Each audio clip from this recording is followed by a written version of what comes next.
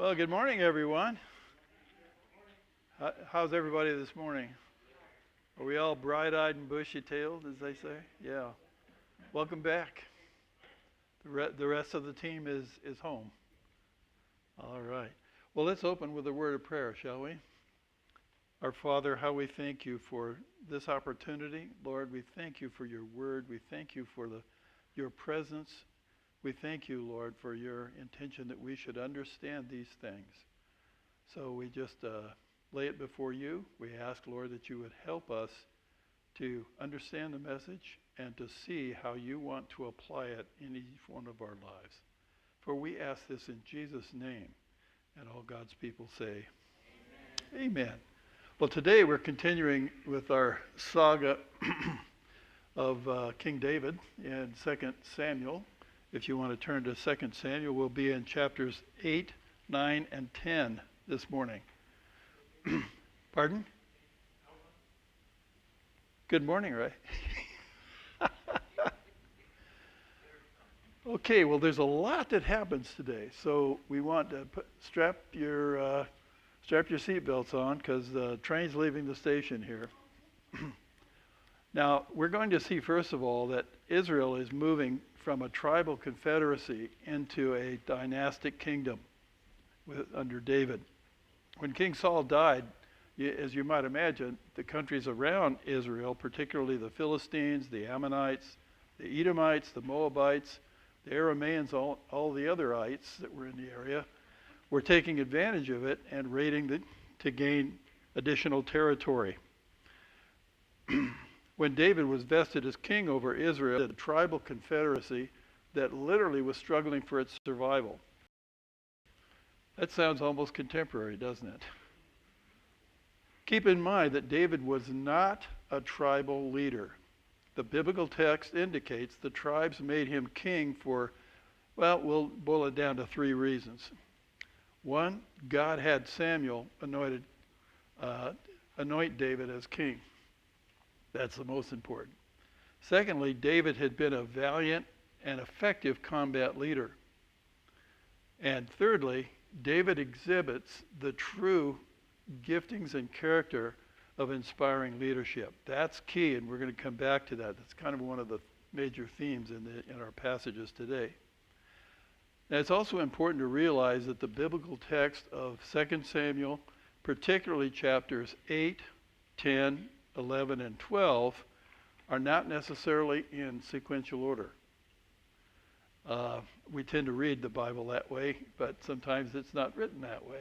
So just be aware of that. So we're going to present the narratives in a sequence that corresponds best with the supporting records found in the books of Chronicles and Kings, kind of to help us see the flow.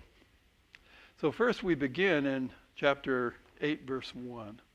Now it happened afterwards that David struck the Philistines and subdued them. And David took control of the chief city from the hand of the Philistines. We also see a parallel in 1 Chronicles 18:1. Well, first of all, we've heard a lot about the Philistines, but who were the Philistines? Well, scholars say they were seafaring raiders who migrated from islands of probably the Aegean Sea over near Greece, or possibly even from Crete. Their territory in Canaan was along the southern coast in the cities of Ashdod, Ashkelon, Gath, and Gaza. That's been a pretty contentious area recently. They had a wide trading network. They had advanced technologies for their time, and they had a very formidable military. Philistine culture flourished during the Iron Age from 12 to the 6th centuries BC. Now, since the days of Samson, Israel's most oppressive enemy had been the Philistines. Remember Samson and his escapades with the Philistines there. In order to demonstrate that the Lord was keeping his promise, it was appropriate to indicate that David triumphantly waged what we might call a holy war against them. The chief city is named in some of the manuscripts as Metheg Ammah, but scholars can't determine where Metheg Ammah ever was placed, where the location was. And in 1 Chronicles 18:1, we have another clue here, and it names Gath and its villages. So we're likely looking at Gath.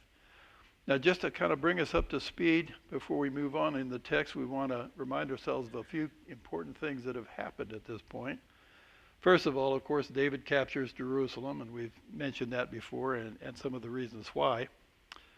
We know that David building a palace, and he built up the citadel, which was renamed the City of David. We know that the Ark of the Covenant was brought near to Jerusalem, and David's intention was both to make Jerusalem his civil capital as well as the religious capital of the country. Very shrewd and wise move on David's part. Then in 2 Samuel 7 and in 1 Chronicles 17, we see that David expresses his desire to build a house for the Lord. Remember, he said, "Here I am getting a big house, a palace, and God's in a tent. We needed to do something about that." So of course Nathan the prophet tells him, "Well, do whatever is on your heart." And that night the Lord spoke to Nathan, and Nathan brought the word from the Lord. And in 2 Samuel 7 verses 4 through 17 and 1 Chronicles 17 verses 3 through 15, Nathan expresses this word from the Lord, and the Lord tells him, "No, you're not going to build a temple, but your son will." And then in 2 Samuel 7, verses 18 through 29, and 1 Chronicles 17, 16 through 27, we have that wonderful prayer of thanksgiving where David just sits before the Lord. That's really a precious piece of God's word, an intimate look into David's heart. Okay, so with that in mind, let's move on to verse 2 of chapter 8. This is where David defeats Moab, and he deals with Edom. Our text says, "He also struck Moab and measured them with a line, making them lie down on the ground. And he measured 2 lines to put to death, and 1 line to keep alive. And the Moabites became servants to David, bringing tribute." There's also a parallel passage, if you're taking notes, in 1 Chronicles 18:2. So David successfully wages war against one of Israel's traditional enemies, and they'd opposed Israel ever since the days of Moses. Now, King David defeated the Moabites and eliminated any near-term threat that they were posing to the new kingdom. Now, some people will look at this and say, "Wow, he measured this line and he murdered these guys." No, these are, in that day, they killed them all. And actually, David was expressing mercy in keeping, we'll assume, a third of those warriors that they fought against, that had fought against them, alive. Coincidentally, something you'll notice again and again and again in the text, you'll notice the wisdom of David, and he kept them alive, and they became servants, or slaves, if you will, and they provided tribute. All of these nations that David is going to go into war against, this is kind of a pattern for him. Now, it's unusual for the time, but what it does is it really, if you look at it from God's perspective or the period of time that takes place, where is all this funding going to go? We'll see that in just a few minutes. And then in skipping over to 1 Kings 11 through 15, now it happened that when David was in Edom, and Joab, the commander of the army, had gone up to bury the slain and struck down every male in Edom, Joab and all Israel stayed there 6 months until he had cut off every male in Edom. Okay, so when they went to war with Edom, it was pretty ugly. Now, who were exactly the Edomites? And it's well for us to know that. Edomites were descendants of Esau, Jacob's twin and Isaac's oldest son. They were also known as Idumeans. We ever heard that name before? Idumeans. Remember it? And another name for Edom is Seir, S-E-I-R.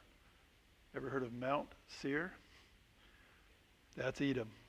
Their territory was located between the Dead Sea and the Gulf of Aqaba, and they ruled from their capital at Bozrah. The name Edom comes from the Semitic word meaning red, and the land south of the Dead Sea was given that name because of the red sandstone so prominent there. Although they were related to Israel, the Edomites were largely regarded by the prophets as vehement foes of the nation of Israel and were always opposed to anything they did. Now, with that in mind, let's get back to, we're jumping around here today. So if you're taking notes, be sure you note these verses. Back to chapter 8 in 2 Samuel and verse 14. Then he, that's David, placed garrisons in Edom, and in all Edom he placed garrisons, and all the Edomites became servants of David. And Yahweh granted salvation to David wherever he went. Okay, so he subdued Moab and Edom. Now the next thing that comes along wasn't initiated by David, but initiated by the Ammonites. In 2 Samuel chapter 10, verse 1, here's what we read. Now it happened afterwards that the king of the sons of Ammon died, and Hanun, his son, became king in his place. So David said, I will show loving kindness to Hanun, the son of Nahash, because just as his father showed loving kindness to me. So David sent comfort to him concerning his father by the hand of his servants. And David's servants came to the land of the sons of Ammon. But the princes of the sons of Ammon, by the way, most scholars agree that the princes here are not necessarily royals. They're probably military commanders. That's key to understanding what's going to take place. But the princes of the sons of Ammon said to Hanun, their lord, in your eyes, is David honoring your father because he sent comforters to you? Has David not sent his servants to you in order to search the city, to spy it out and overthrow it? So Hanun took David's servants and shaved off half their beards and cut off their garments at the middle as far as their hips and sent them away. Then they told David, and he sent to meet them, for the men were greatly dishonored. And the king said, stay in Jericho until your beards grow, and then return. For you note takers, there's also a parallel passage in 1 Chronicles 19, verses 1 through 5. Now, Jews grew their beard, Jewish men grew their beards, and that was kind of a badge of honor. And to have your beard forcefully shaved off was a huge disgrace. And remember, this is a shame culture. So they would have been greatly humiliated at that, but they didn't stop there. They cut off their robes, basically to expose their hindside there, and this was about as worse as you could possibly imagine for these men who were actually ambassadors, formally sent from King David to the new king Hanun. So we're going to pick up the text here in verse 6 of chapter 10. Here we begin the campaign against the Ammonite capital at Rabbah. Then the sons of Ammon saw that they had become odious to David.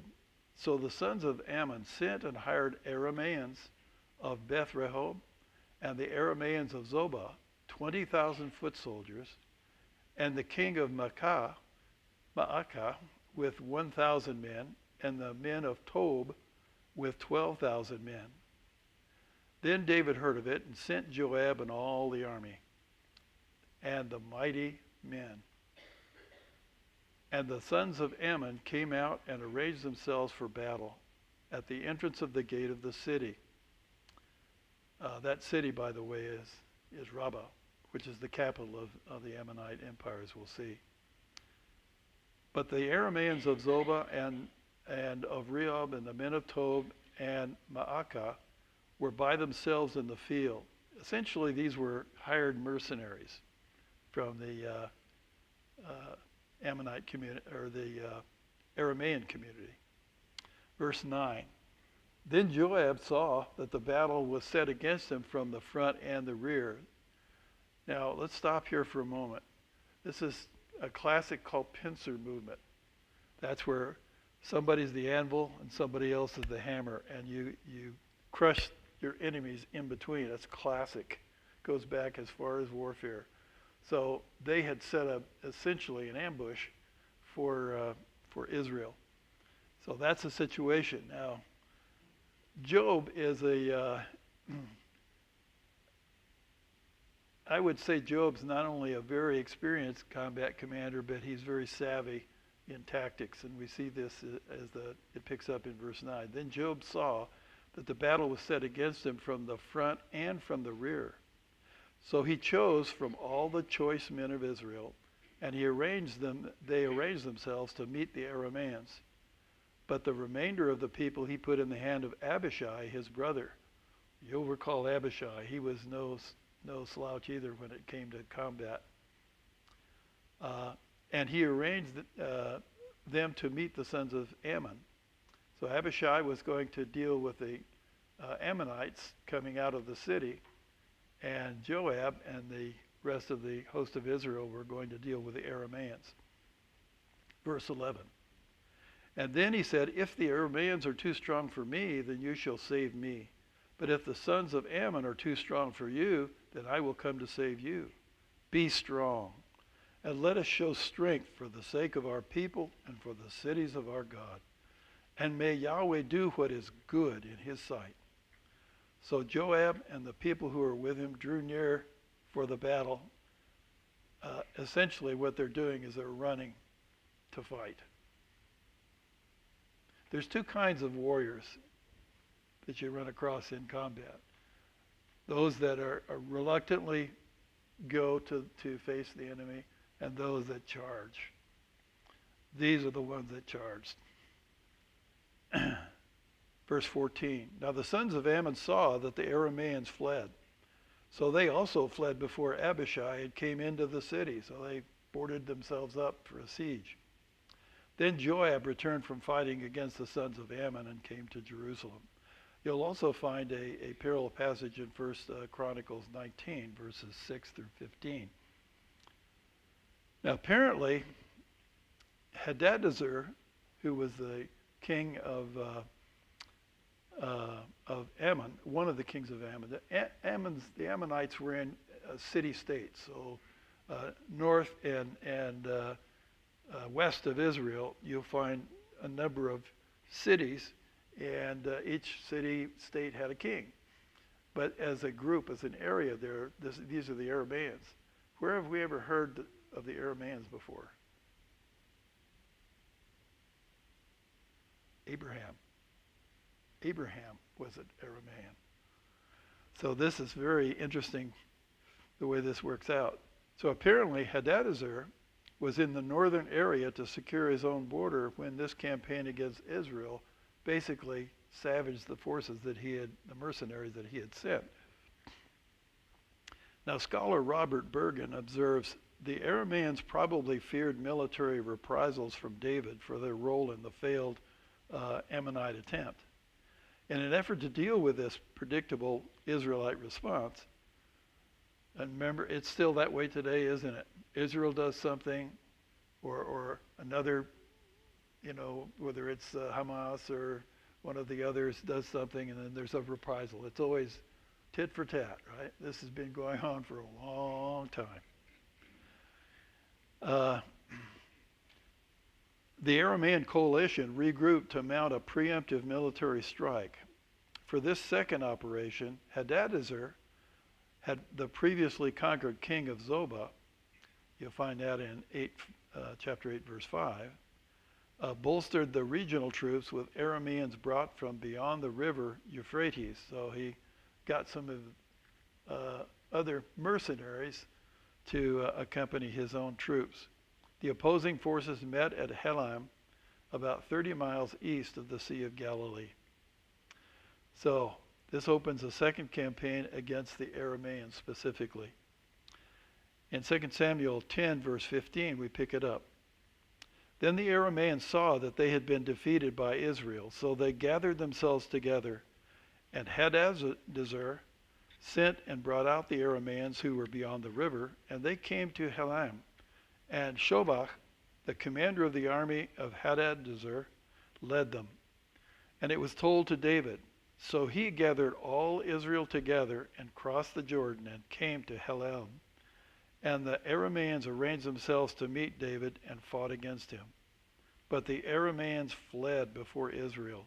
And David killed of the Arameans 700 charioteers and 40,000 horsemen, and struck down Shobach, the commander of their army, and he died there. Then all the kings, the servants of Hadadezer, saw that they were defeated by Israel, so they made peace with Israel and served them. And the Arameans were afraid to save the sons of Ammon anymore. It cost them dearly. Now, we have another passage that feeds into this from 2 Samuel 8. Go back to verses 3 and 4, where it says, Then David struck Hadadezer, the son of Rehob, the king of Zobah, and he went to restore his power. That is, he restored his border, which is in the north. And David captured from him 1,700 horsemen and 20,000 foot soldiers. And David hamstrung all the chariot horses, but left enough of them for 100 chariots. There's also a parallel passage, if you're interested in this particular campaign, in 1 Chronicles 18 and verses 1 through 17.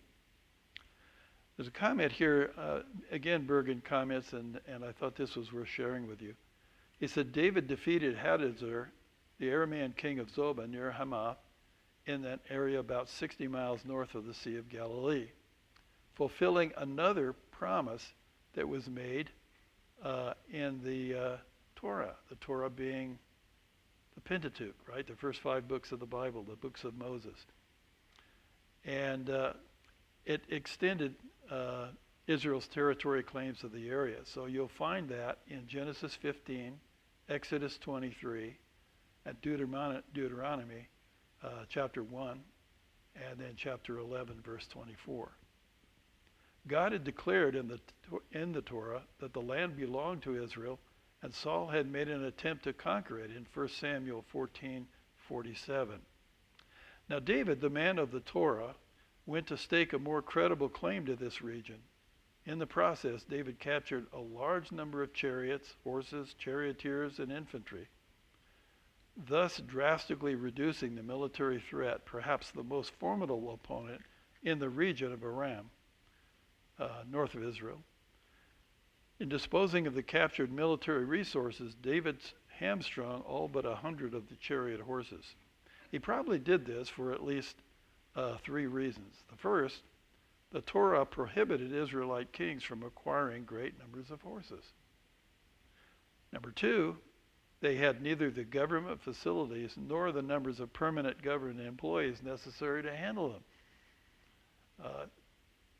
Particularly at this time, and prior to that, Israel's government was pretty slim, pretty small. Besides the fact that chariots were of limited value, as much of the heartland of Israel was mountainous. And finally, number 3, in cost versus benefit terms, they were a bad investment for a nation that was of rugged hills, bushy forests, and limited crop space. Even today, if you go to Israel, there's 2 or 3 major growing areas, big valleys. That's it. Okay, back to 2 Samuel chapter 8. We're looking at beginning of verse 5. Then the Arameans of Damascus came to help Hadadezer, king of Zobah. And David struck down 22,000 Arameans. So David made a name for himself when he returned from striking down 18,000 Arameans in the Valley of Salt. You find that 1 Chronicles 19:19. Then the servants of Hadadezer saw that they were defeated by Israel, so they made peace with David and served him. And the Arameans were not willing to save the sons of Ammon anymore. This is almost a repeat of the other one. But there were two campaigns here. Hadadezer fought, or his general fought Israel, and then it wasn't going well for them, so they hired some additional mercenaries from among the Arameans, and they got defeated as well. So David pretty much cleaned house. And verse 6, we continue. Then David placed garrisons among the Arameans of Damascus, and the Arameans became servants of David, bringing tribute. Same pattern. And Yahweh granted salvation to David wherever he went. And David took the small shields of gold, which were carried by the servants of Hadadezer, and brought them to Jerusalem. Also from Betah and from Berothal, cities of Hadadezer, King David took a very large amount of bronze, golden shields. Where else do we find a mention of the golden shields? Solomon, right? It was a pride thing. It was a, to show off, if you will. So apparently, it would be very interesting to know whether they took these shields and reformed them into, that Solomon later reformed them into his other shields. But understand that was a way of showing your power and your strength in that ancient time. Okay, one question that comes to us at this point is, how does David handle the spoils of war? How's he going to deal with that? Well, you can tell a lot about the character of a person and how they handle what they won in conflict. Will they swell with pride? Many did. Will they slide into spending it on personal pleasures? What did the victorious King David do? Well, look at verse 9 of chapter 8. Then Toi, king of Hamath, heard that David had struck down all the military force of Hadadezer. So Toi sent Joram, his son, to King David to greet him and bless him, because he had fought against Hadadezer and struck him down. For Hadadezer had been at war with Toi. And in Joram's hand were articles of silver and of gold and of bronze. And King David also set these apart as holy to Yahweh, with the silver and the gold that he had set apart as holy from the other nations which he had subdued, from Aram, Moab, the sons of Ammon, the Philistines, Amalek, and from the spoil of Hadadezer, son of Rohab, king of Zobah. Why did David dedicate so much spoil to Yahweh? We'll see in a moment how much that is. Certainly, he wanted to honor Yahweh for his blessings and for victories. But he also might have had another interest, and we see a clue to that in 1 Chronicles 8:7, where we read, And David took the small shields of gold which were carried by the servants of Hadadezer and brought them to Jerusalem. Also from Tibhah and from Kun, the cities of Hadadezer, David took a very large amount of bronze, which Solomon made the bronze sea and the pillars and the bronze utensils for the temple. That's where that came from. Now, this is before Solomon came along. So, do you suppose David was thinking ahead about the temple? God had already told him, you're not going to be the one to build it. But where was David's heart? David's heart was to make sure that God was honored and that temple would get built, because he wasn't going to be around to do it. But what he could do is he could amass. Now, how much was that? Again, scholar Robert Bergen tells us something really interesting here. According to 1 Chronicles 22:14, the cumulative amount of these acquisitions was staggering. 100,000 talents of gold. That's 7.5 million pounds of gold. Can you even begin to calculate that in your head? 1 ounce today is worth $3,000, somewhere around there. 1 million talents of silver, that's 75 million pounds of silver by their standard. That's a lot. So David's decision to give the gold and silver to Yahweh rather than keep it for himself marked him. Didn't it ever? Another scholar, John Bright, points to us some significant changes that were taking place in Israel at this time. And I just want to mention it briefly. I don't have time to read it all, but want you to know that there's been a major shift now. Now with all these tributes and all these diplomatic connections with all these conquered nations, Israel's not a confederation of tribes anymore. It began under Saul, but it really became a true kingdom in that sense under David. David had an administration, and we pick up in verse 15. So David reigned over all Israel, and David was doing justice and righteousness for all his people. Now Joab, the son of Zeruiah, was over the army, and Jehoshaphat, the son of Eliud, was his recorder. And Zadok, the son of Ahitub, and Ahimelech, the son of Abiathar, were priests. And Sariah was scribe. And Benaiah, the son of Jehoiada, was over the Cherethites and the Pelethites. And the sons of David were priests. Now we want to make a couple of things, kind of clarify a couple of things here. First of all, Joab, of course, was David's nephew. And he was the commander of the army and a very able one. Jehoshaphat, as a recorder, was basically in charge of record keeping. And we know that the books of Chronicles and Kings are records, right? Record keeping. Sariah, or some put his name as Shavshah, I guess it is, was the scribe, but he wasn't just somebody that made notes. His position was more like a Secretary of State. And then Zadok and Ahimelech were priests, and they were ensuring that that worship took place according to the Torah. And Zadok was also functioned later on, as we'll see in 2 Samuel 15:27, also functioned as a prophet. And then we have Benaiah.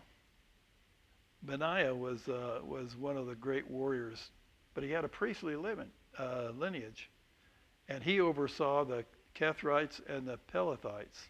Now, who were these folks? They were non-Israelite soldiers that served as a private militia for the king. This was very shrewd of David and very interesting. They were fiercely loyal mercenaries, essentially, and they wouldn't have any vested interest in any treachery against the throne. They were fiercely loyal to David. That's one of the reasons they called them mighty men. Now there's a key point that occurs here in the narrative in 2 Samuel 8:15, and there's a parallel in 1 Chronicles 18:14. And here's what it says. So David reigned over all Israel, and he was doing justice and righteousness for all his people. Justice and righteousness. Now these were primary attributes of Yahweh's character. And they were considered the two of the basic virtues that characterize every person that pleased the Lord. Israelite leaders especially were expected to possess these traits. We see this from 1 Kings 10 and Chronicles 9 and Isaiah 9. Now David's exemplary administration of justice over all Israel opened the way for the Lord's blessing for the whole land. This is key. This is really key. If we take one or two things away, this would be one of the things we'd want to take away, is that David was doing justice and righteousness. He was doing, what's a parallel for us, maybe? Galatians 5, the fruit of the Spirit, right? It's the fruit of the Spirit. That's the character of Jesus. That's the character of God, right? And replicating that in practical activity, and living that out. We see that's what David is doing in his role as king here. Now, we come to an account of David's kindness to Mephibosheth. When I was growing up and I first heard this was one of those that kind of gets you, right? I mean, well, let's pick it up. It's 2 Samuel chapter 9, verse 1. Then David said, "Is there yet anyone left of the house of Saul that I may show him loving kindness for Jonathan's sake?" Now there was a servant of the house of Saul whose name was Ziba, and they called him to David. And the king said to him, "Are you Ziba?" And he said, "I am your servant." And the king said, "Is there not yet anyone of the house of Saul to whom I may show the loving kindness of God?" And Ziba said to the king, "There is still a son of Jonathan who is crippled in both feet." So the king said to him, "Where is he?" And Ziba said to the king, "Behold, he is in the house of McCulley, the son of Amiel in Lo-debar." Then King David sent and took him from the house of McCulley, the son of Amiel from Lo-debar. So Mephibosheth, the son of Jonathan, the son of Saul, came to David and fell on his face and prostrated himself. Why would he do that? Understand something. Mephibosheth, and particularly his son, Micah, were the dynastic next in line for the throne of Saul. And they were still alive. They represented, not that they would rebel themselves particularly, but remember there was always that disgruntled group who says, well, the true king should be Mephibosheth, or the true king should be Micah, because they're direct descendants of Saul, right? That's the way people viewed things, even though God had specifically anointed David as king. So David's taking a risk here. Don't miss that in this story. He's taking a risk. And David said, "Mephibosheth?" And he said, "Here is your servant." And David said to him, "Do not fear, for I will surely show loving kindness to you for the sake of your father Jonathan. And I will restore to you all the land of your grandfather Saul, and you shall eat at my table continually." That's pretty generous. Because what other kings would have done in the kingdoms around him is murdered. In fact, wiped out all of the ones that were potentially a threat to the throne. But David realizes David didn't take the throne from Saul or from Saul's family. God anointed David to be shepherd over his people. And David understood that. And he trusted God. Because he trusted God, he could trust what God was going to do in this situation as well. Don't miss that. Verse 8. So he prostrated himself and said, "What is your servant that you should regard a dead dog like me?" Then the king called Saul's young man, Ziba, and said to him, "All that belonged to Saul and to all his house I have given to your master's grandson. And you and your sons and your servants shall cultivate the land for him, and you shall bring in the produce so that your master's grandson may have food to eat of it. Nevertheless, Mephibosheth, your master's grandson, shall eat at my table continually." Now Ziba had 15 sons and 20 servants. That means that he was an important dude. Okay? He had to have that many servants. You've got to be pretty well off. It also spoke to his standing. People would have assumed, okay, because you have all these kids, because you have the wealth, God has blessed you. You're somebody special. And now he's become a servant. But the king has made an edict. Then Ziba said to the king, "According to all that my lord the king commands his servant, so your servant will do." So Mephibosheth ate at David's table as one of the king's sons. Now Mephibosheth had a young son whose name was Micah, and all who lived in the house of Ziba were servants to Mephibosheth. So does that ever get your tongue tied? Gets mine once in a while. Mephibosheth lived in Jerusalem, and he ate at the king's table continually. Now he was lame in both feet. Why is that significant? The tribe leaders in Israel would have accepted Mephibosheth as king because he was crippled. People in those days believed if you were crippled, if you had health issues, or there's something basically wrong with you physically, that it was a curse on you, and we don't want you to lead us. That's just the way they felt. So a lot of things happened here. And let's just take a minute and summarize these. First, David defeats the Philistine threat. That was a major deal. In fact, it was the Philistines, as you recall, that had killed Saul and Jonathan on Mount Gilboa. David defeats the Moabites and the Edomites. There was a time, remember, when the Moabites they were like grasshoppers, remember? And the prophet had to say to Gehazi, Lord, open his eyes so he can see. David defeats the Ammonites and the Aramean mercenaries. That was pretty significant in itself. But then it goes on. He defeats and subdues the Aramean city-states, which are located north and west of the Sea of Galilee. So they were up in the area of southern Syria. David dedicates great spoil to the Lord for the future temple. Boy, that really tells us a lot about his heart. Here's a man after God's own heart. Here's what that looks like in these circumstances. David establishes an administration to govern a larger territory. David governs with justice and righteousness in Yahweh's name. And finally, David keeps his promise to Jonathan in caring for Mephibosheth. Have you noticed that among all of the exploits, and there's some pretty powerful stuff here, there's these little glimpses, these little insights into how important David's character is.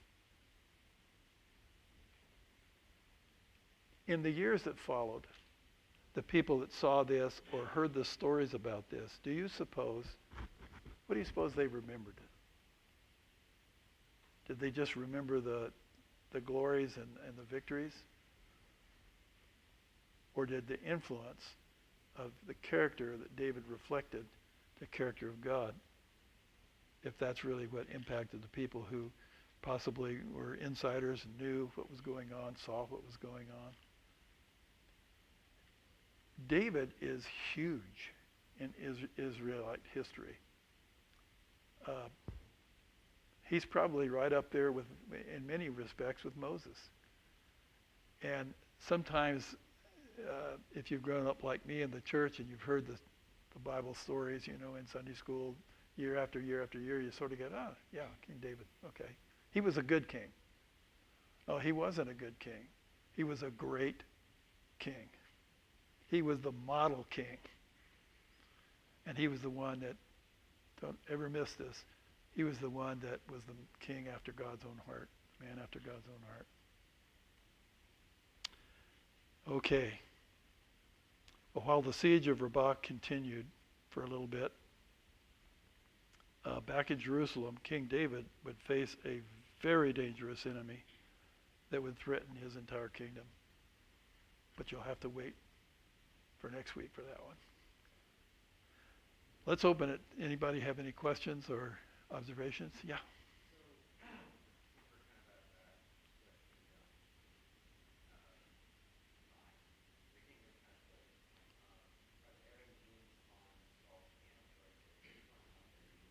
Are the Arameans what? Are the Arameans part of Saul's house, or did they, what's going on?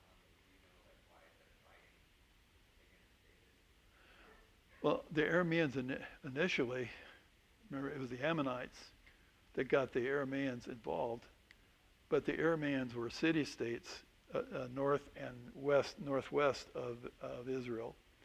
And they were chewing off, like everybody else, all of these nations that David warred with were chewing off pieces of the country because David hadn't established his kingdom yet. And he was a new king.